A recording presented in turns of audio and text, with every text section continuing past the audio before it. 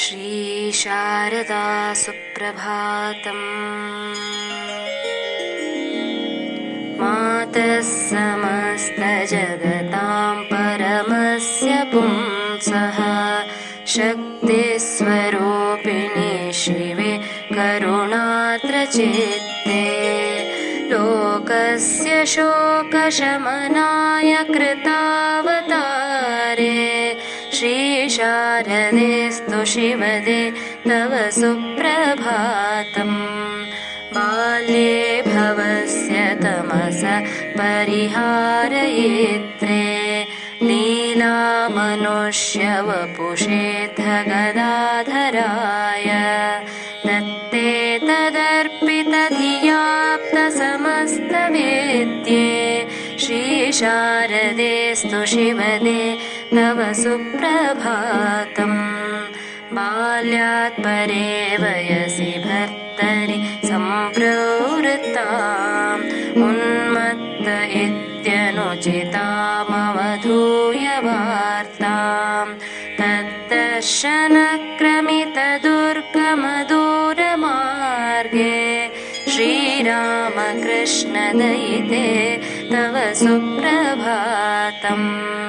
सन्न्यासिनं पतिमवेक्ष्य च नो द्विजाने सेवार्पितत्रिकरणे परिशुद्धचित्ते तत्साधनाचरमसीम्नि समर्पिताङ्घ्रे श्रीरामकृष्ण परमेश्वरि सुप्रभातम्।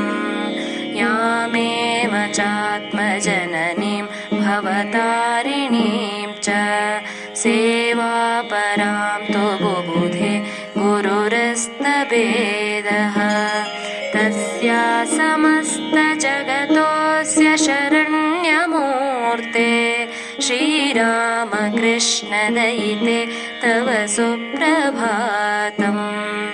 आवृण्वते परिमिकां प्रकृतिं स्वकीयां संसारिणीव बहुदुःख जले भवाब्धौ सर्वं सहे श्रितजनोद्धरणैकदीक्षे श्रीरामकृष्णदयिते तव सुप्रभातम्।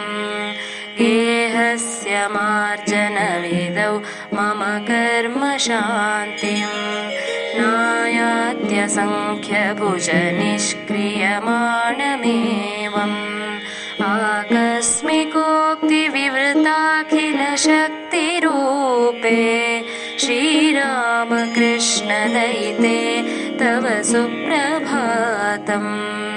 श्रीरामकृष्णदयिते तदधीनसत्त्वे तद्भक्तवृन्दपरिपालिनि मुक्तिदात्री तद्भावरक्तहृदये तदभिन्नतत्त्वे मातः समस्तजगतां तव सुप्रभातम्।